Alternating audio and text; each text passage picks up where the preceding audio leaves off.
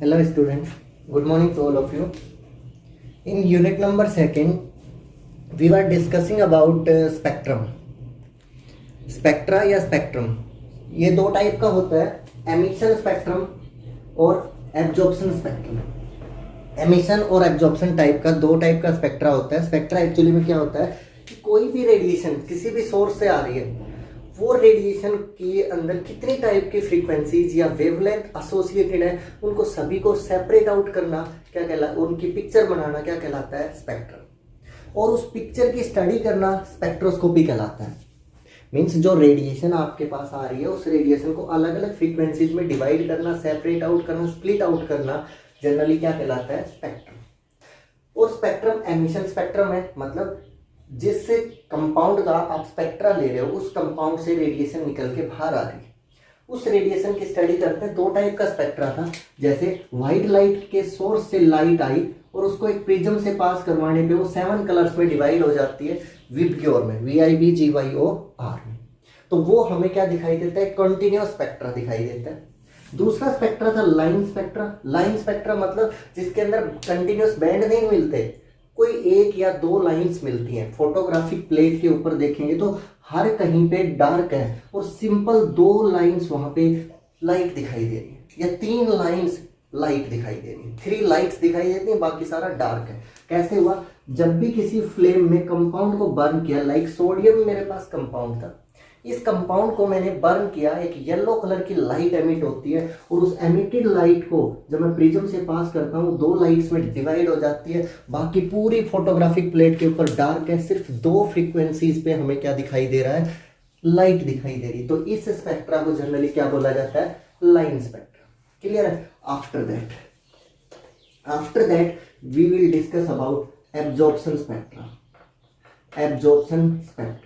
Absorption spectra पढ़ने से पहले मैं एक बार emission spectra, line emission spectra के बारे में डिस्कस करूंगा कि जब मैंने सोडियम क्लोराइड को एक फ्लेम के अंदर बर्न किया, this is flame, sodium chloride इस रोड के ऊपर लगा हुआ है, हीट किया तो यहाँ से एक येलो कलर की रेडिएशन एमिट हुई। ध्यान देना, यहाँ पे हीट किया, येलो कलर की रेडिएशन एमिट हुई। सोडियम क्लोराइड की जगह मैं पोटेशियम क्लोराइड को हीट करूंगा, हो सकता है ब्लू कलर की रेडिएशन एमिट हुई। एमिटेड रेडिएशन को जब मैंने फोटोग्राफिक प्लेट के ऊपर देखा प्रिज्म से पास करवाने के बाद, तो वहां पता चला वो रेडिएशन 2 फ्रीक्वेंसीज का कॉम्बिनेशन थी। तो उन 2 फ्रीक्वेंसीज को उसका क्या बोल दिया, emission spectra. Simple. In the case of absorption spectra, this is the radiation from any source आपका सिंपल लाइट भी हो सकती है, जैसे मैंने बल्ब को ऑन कर दिया, वहां से लाइट निकल रही है, वो सोर्स है।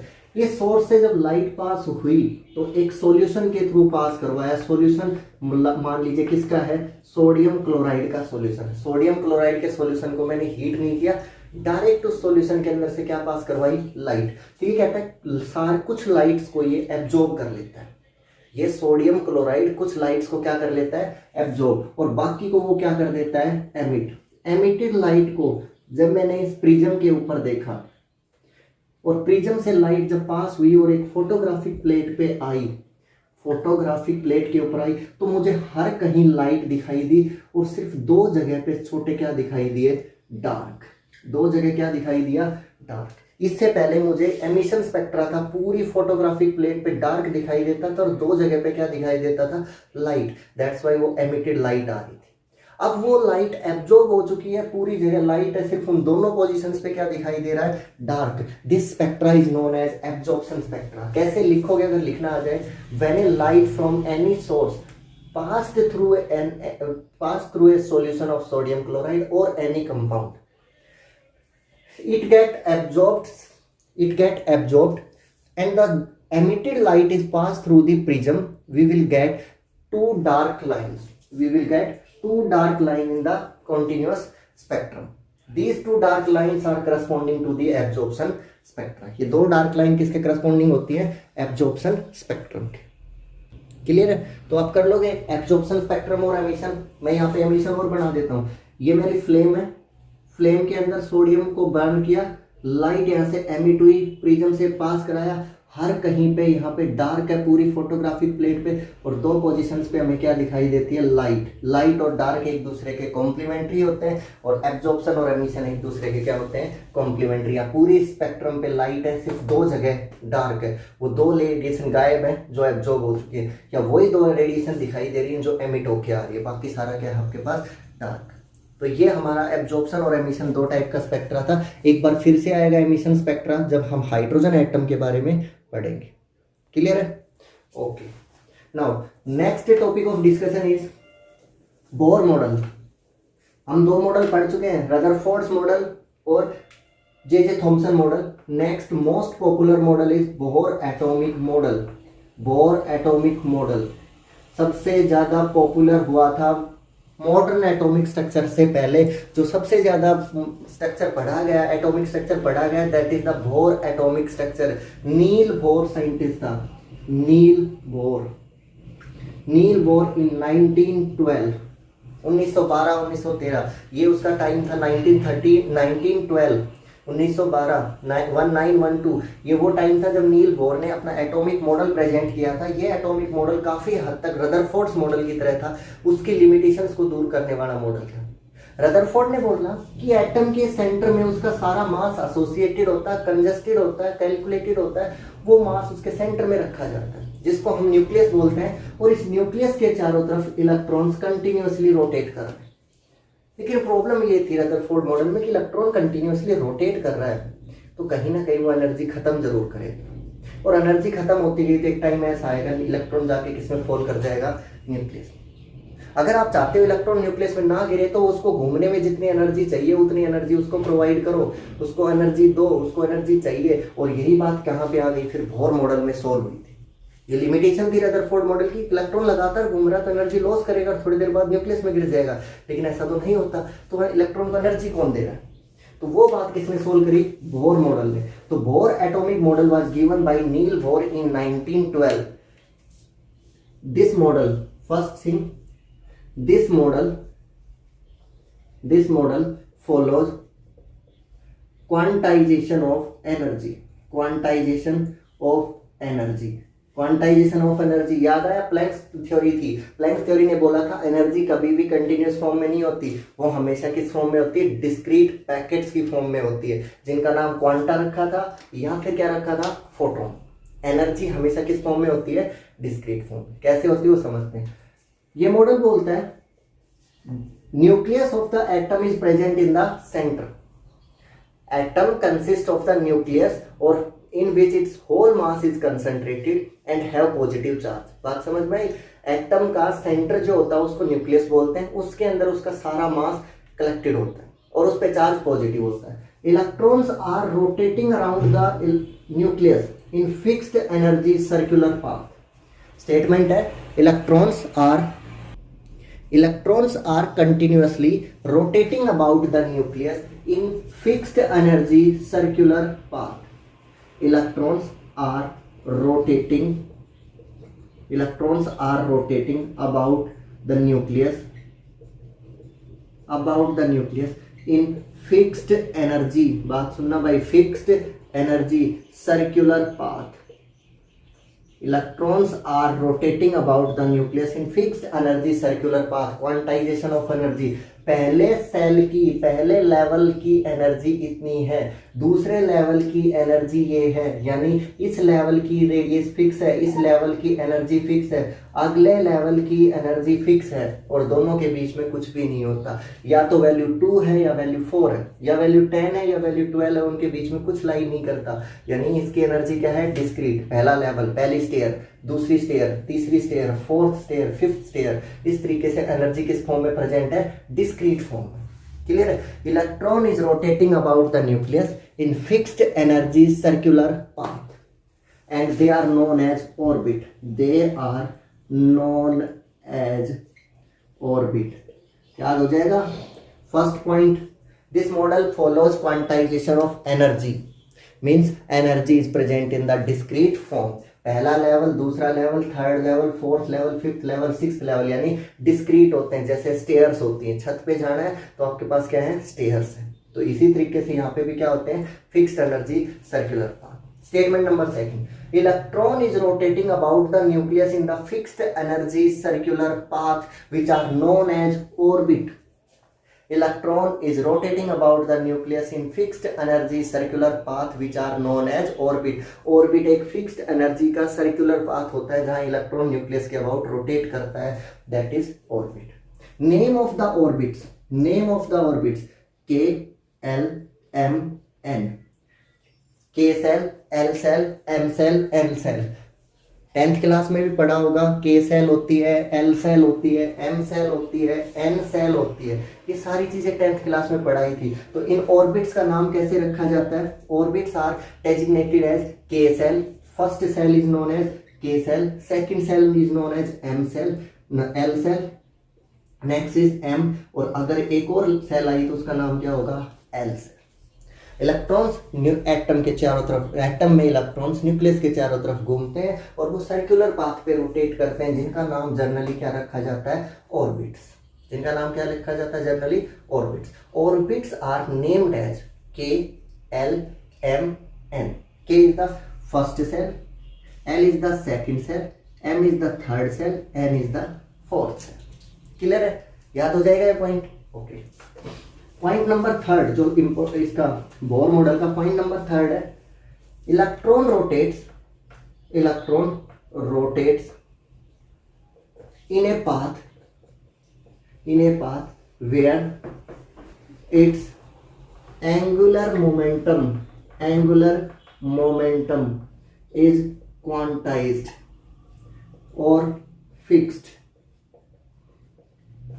इलेक्ट्रॉन, कोई भी इलेक्ट्रॉन कब रोटेट करता है, कहाँ रोटेट करता है? एक इलेक्ट्रॉन उस पाथ पे रोटेट करता है, उस ऑर्बिट में रोटेट करता है जहां उसकी एनर्जी हर टाइम फिक्स होती है, उसकी एनर्जी लॉस नहीं होती, उसकी एनर्जी गेन नहीं होती, जब तक आप उसको डिस्टर्ब नहीं करते. ऐसा नहीं इलेक्ट्रॉन रोटेट करता करता एनर्जी लॉस करेगा, नहीं. वो जब तक रोटेट करता है जब तक उसका एंगुलर मोमेंटम क्या रहता है? Quantize.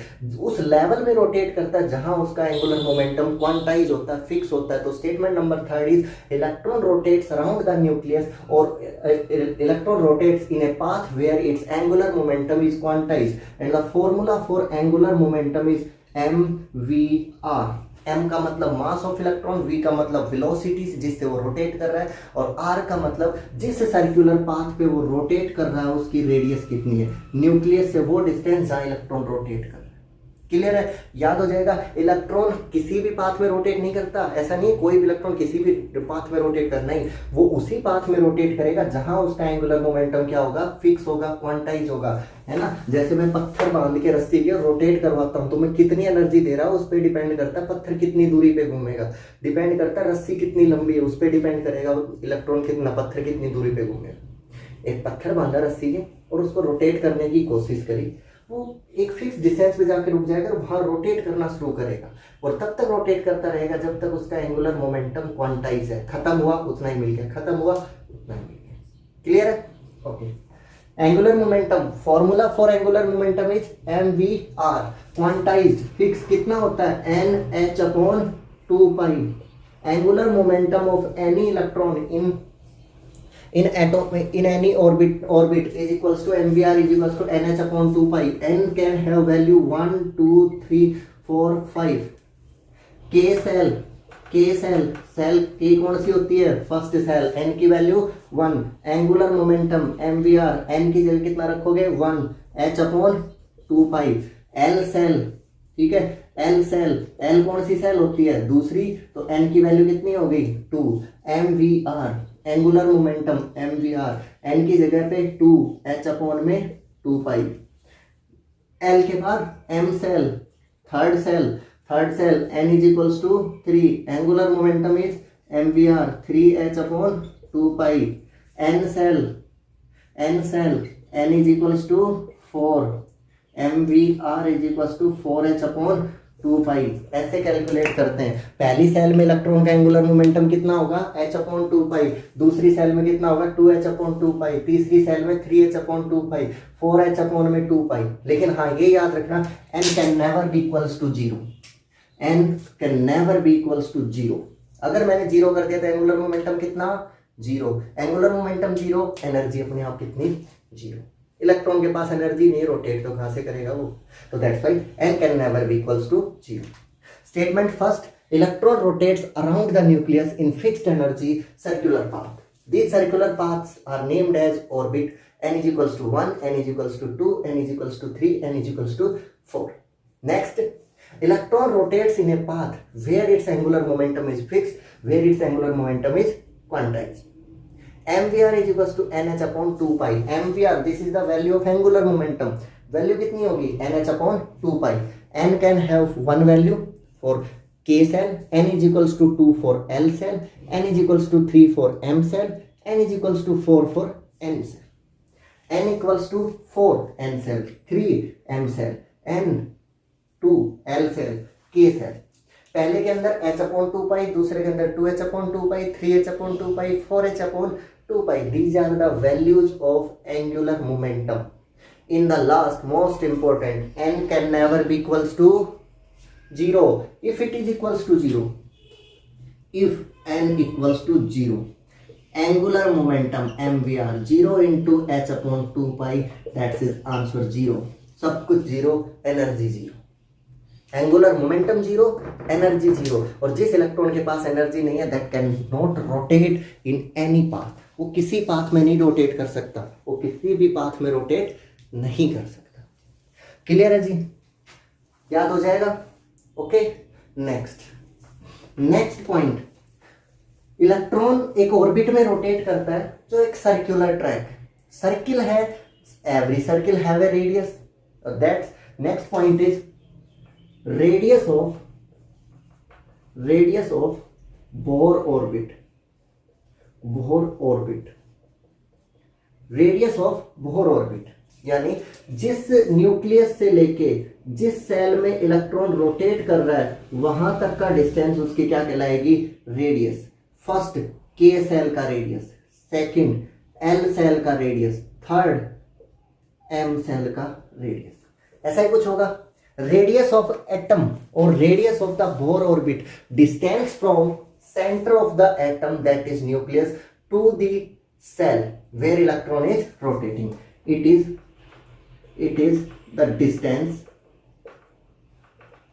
between nucleus and the orbit where electron is rotating. Clear है?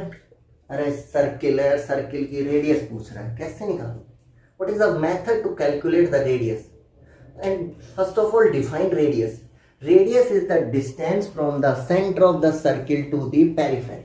तो मैं कहता हूं फर्स्ट ऑर्बिट की रेडियस बताओ, तो फर्स्ट ऑर्बिट से लेके न्यूक्लियस तक का डिस्टेंस क्या कहलाएगा? Radius.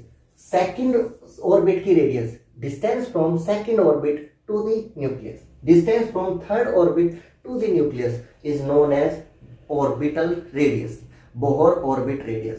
Formula for Bohr orbit radius is 0.529 z square upon n. n square upon z angstroms.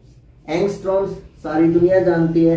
Angstrom means 10 raised to power minus 10 metre. 1 angstrom means 10 raised to power minus 10 metre. Okay, formula repeat करता हूं, ध्यान से सुनना. 0.529 is a numerical value.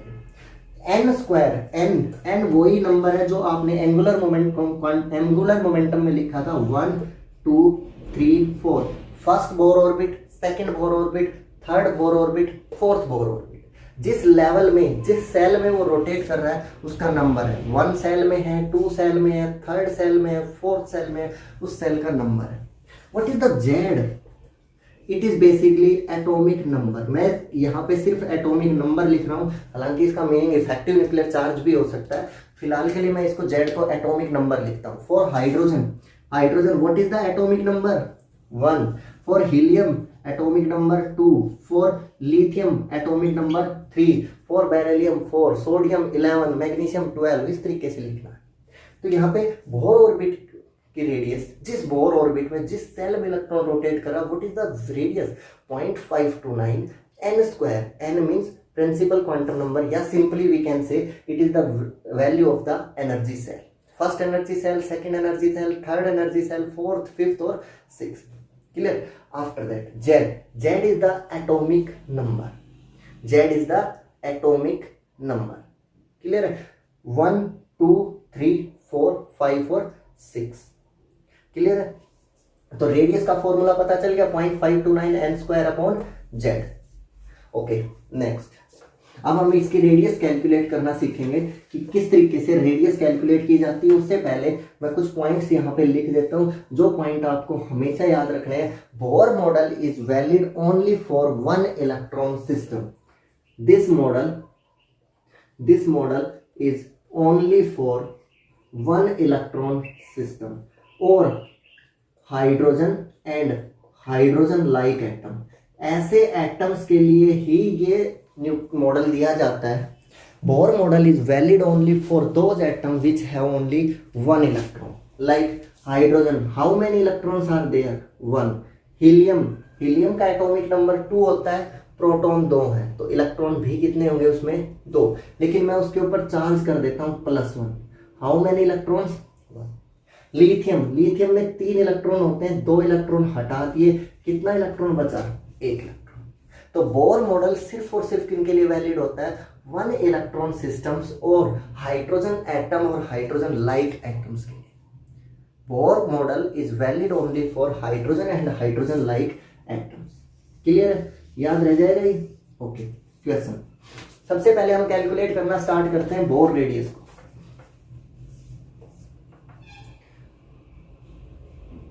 First orbit radius of hydrogen atom, hydrogen atom दे रखा है, उसकी first orbit की रेडियस कितनी होगी?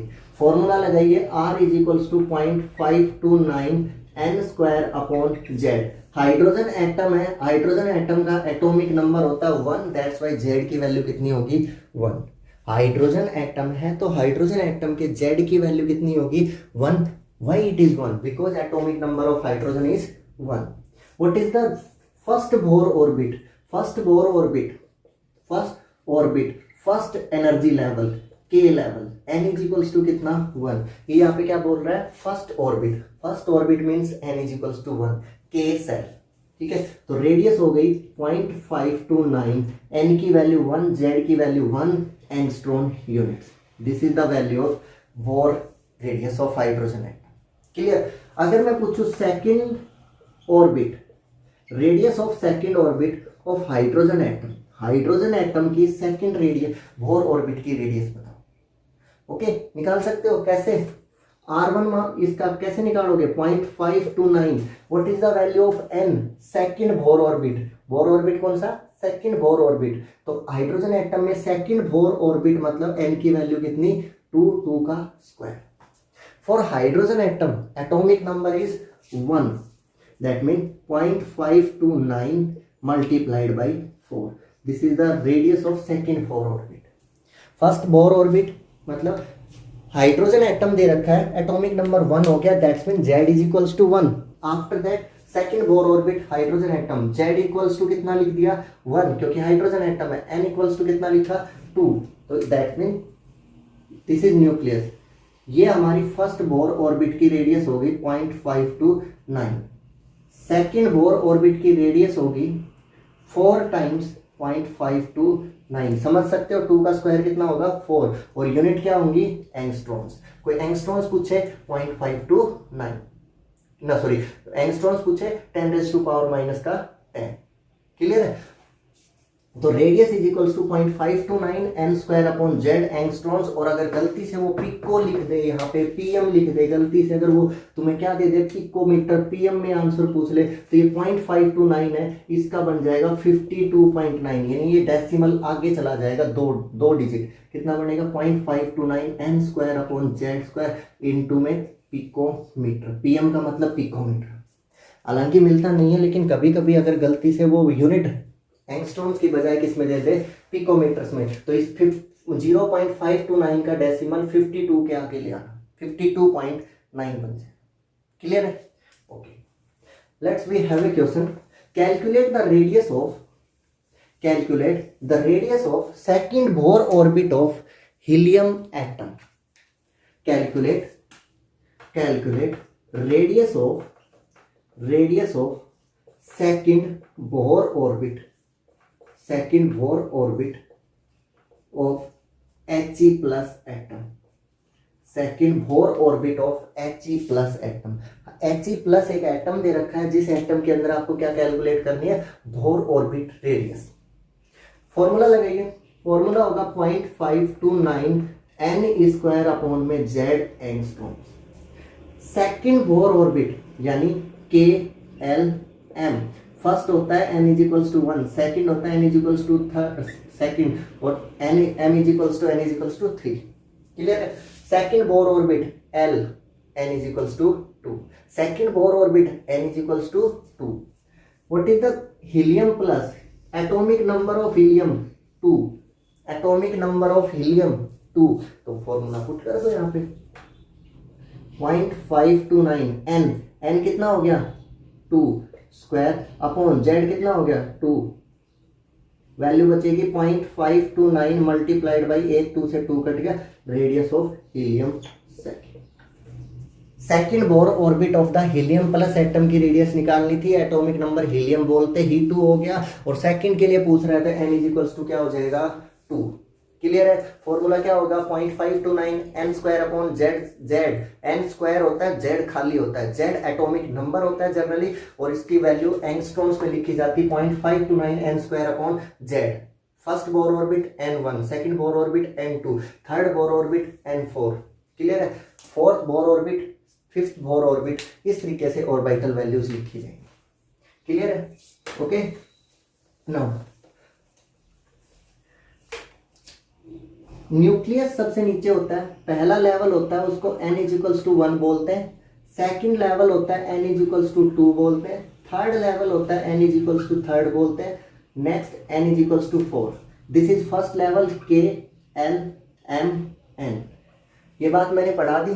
पहले लेवल का नाम क्या, पहला बोर ऑर्बिट की वैल्यू कितनी होती है n is equals to 1, second Bohr orbit की वैल्यू कितनी होती है n is equals to 2, third Bohr orbit की वैल्यू कितनी होती है n is equals to 3, fourth Bohr orbit की वैल्यू कितनी होती है n इज इक्वल्स टू 4। यहाँ न्यूक्लियस है, ये मान लो मेरे पास क्या रखा हुआ है न्यूक्लियस। ये कहता है कि जो फर्स्ट एनर्जी लेवल है this is known as ground state, this is known as ground state. First Bohr orbit is known as ground state, second Bohr orbit सबसे नीचे वाले न्यूक्लियस के बाद पहला लेवल ग्राउंड स्टेट होती है, दूसरी first excited state, first excited state, next second excited state, next third excited state. Radius of hydrogen atom पढ़ रहे थे, radius of the Bohr orbit पढ़ रहे थे, फॉर्मूला है 0.529 n square upon z angstroms. अब इसके पास क्वेश्चन में एक और स्टेटमेंट आती है, उसके बारे में बात करते हैं। कुछ क्वेश्चन हमने डिस्कस भी करे हैं अभी तक। तो सबसे नीचे वाले लेवल को बोला जाता है ground state, after that next level is first excited state, after that second excited state, after that third excited state. Means first Bohr orbit is designated as ground state, second Bohr orbit is written as first excited state. सबसे नीचे वाला first ground state, first वाला first excited state, उसके बाद second excited state, उसके बाद third excited state. Clear है?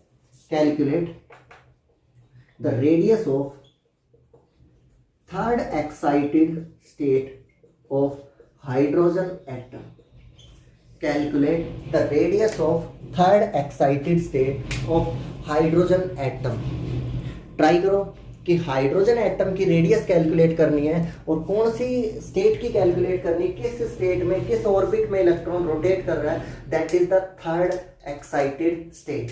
तो रेडियस का फॉर्मूला होता है 0.529 n square upon z angstrom. What will be the value of z? z represent क्या करता है? What is the value of z?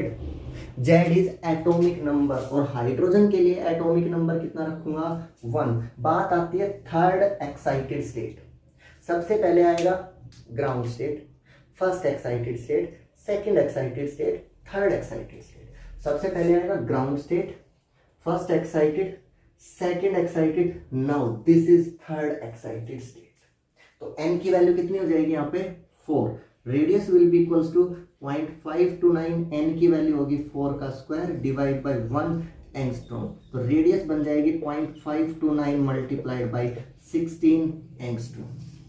This is the value of radius. This is the value of radius of third excited state of hydrogen atom in according to the in according to the Bohr model. Calculate कर लोगे, इस type के questions आपको Bohr model में मिलेंगे। तो मैं एक बार छोटे से रिवीजन बता देता हूँ बोहर मॉडल का। बोहर मॉडल बोलता है कि ये मॉडल नील बोर्स ने दिया था 1912 यानी 1912 में दिया था ये मॉडल नील बोर ने। According to this model electron is rotating about the nucleus. Electron is rotating about the nucleus. Electron is rotating about the nucleus in fixed energy circular path. Rotating about the nucleus in fixed energy circular path where its angular momentum is quantized and value equals to angular momentum is quantized and may have a value of nh upon 2 pi where n is equals to 1, 2, 3, 4 or 5 and can never be equals to 0. करवाया मैंने अभी थोड़ी देर पहले कि angular momentum की value nh upon 2 पाई के बराबर हो सकती है। इलेक्ट्रॉन जिस सर्कुलर पाथ पे रोटेट करता है उस पाथ का नाम रख दिया जाता है ऑर्बिट। अब अगर ये सर्कुलर है ऑर्बिट तो उसकी कुछ ना कुछ रेडियस भी होगी। रेडियस की वैल्यू होगी 0.529 n square upon Z angstrom. n these are the numbers, Z atomic number, angstrom 10⁻⁻10। After that कुछ से जो दिक्कत आई वो ये थी कि यहाँ पे जेड की वैल्यू क्या रखोगे, एटॉमिक नंबर। कई बार वो दे देता है शुरुआत वाले लेवल को, फर्स्ट लेवल को, के लेवल को ground state, first energy state के, सेकंड एल, एल को बोलते हैं फर्स्ट एक्साइटेड स्टेट, यानी सबसे नीचे n इज इक्वल्स टू 1, फिर n इज इक्वल्स टू 2, फिर n equals to 3। Ground state, first excited state, second excited state, after that third excited state. ये टॉपिक हमने पढ़ा। आज हमने सिर्फ इसमें बोर ऑर्बिटल की रेडियस कैलकुलेट करी। नेक्स्ट टाइम एनर्जीज कैलकुलेट करेंगे, फिर बोर मॉडल खत्म हो जाएगा। Okay, try to solve this topic. इस टॉपिक को करो। कुछ क्वेश्चंस मैं इसके लिए प्रोवाइड करवाता हूँ। स्पेक्ट्रम और bore orbital radius, bore orbit radius और स्पेक्ट्रम, दो टॉपिक कैलकुलेट करने। Okay, thank you, that's all for today.